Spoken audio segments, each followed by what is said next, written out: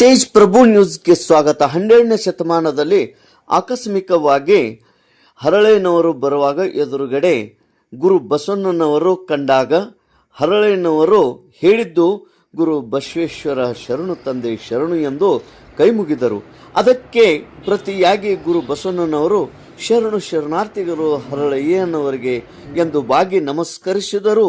ಮೊದಲೇ ಬಸವಣ್ಣನವರು ಎನಗಿಂತ ಕಿರಿಯರಿಲ್ಲ, ಶಿವಗಿಂತ ಹಿರಿಯರಿಲ್ಲ ಎಂದು ನಂಬಿಕೊಂಡವರು.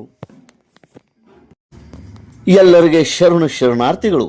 ಸಂಕೇಶ್ವರ ಶಿವಶರಣ ಹರಳಯ್ಯ ಸಮಾಜದ ಅಧ್ಯಕ್ಷರಾಗಿ ಶ್ರೀ ಉಮೇಶ್ ರಾಜು ಕಾಂಬ್ಳೆ ಹಾಗೂ ಉಪಾಧ್ಯಕ್ಷರಾಗಿ ಆಯ್ಕೆಯಾದ ನಿತಿನ್ ಬಿಸುರೆ ಅವರನ್ನು ಸಂಕೇಶ್ವರ ಅರ್ಬನ್ ಬ್ಯಾಂಕಿನಲ್ಲಿ ಗೌರವಿಸಿ ಸತ್ಕರಿಸಲಾಯಿತು.